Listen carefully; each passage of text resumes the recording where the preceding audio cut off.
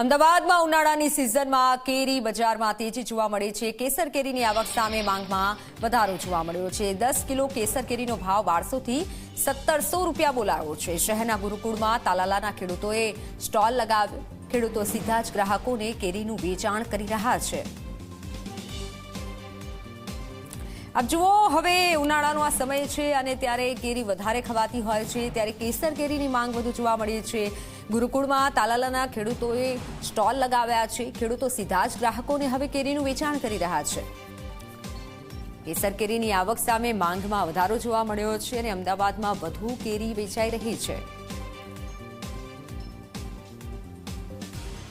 ઉનાળાની સિઝન ચાલુ થઈ ગઈ છે અને તેની સાથે જ ફળોનો રાજા એટલે કે કેરીનું આગમન બજારમાં થઈ ચૂક્યું છે। સૌથી વિશેષ ગરમીથી કોઈ રાહત અપાવતું ફળ હોય તો એ અન્ય તરબૂચ અને અન્ય જે ફળો છે એની સાથે સાથે કેરીથી પણ રાહત મળતી હોય છે અને અત્યારે કેસર કેરી બજારમાં મળી રહી છે। કેસર કેરીના ભાવની વાત કરીએ તો 1200 થી 1700 રૂપિયા પેટી એટલે કે 10 કિલો કેરી મળી રહી છે। સાથે જ ગ્રાહકો પણ પહોંચી રહ્યા છે। ગ્રાહક સાથે વાતચીત કરીશું, એમને પૂછીશું, અચ્છા કેવી કેરીઓ આપ જોઈ રહ્યા છો?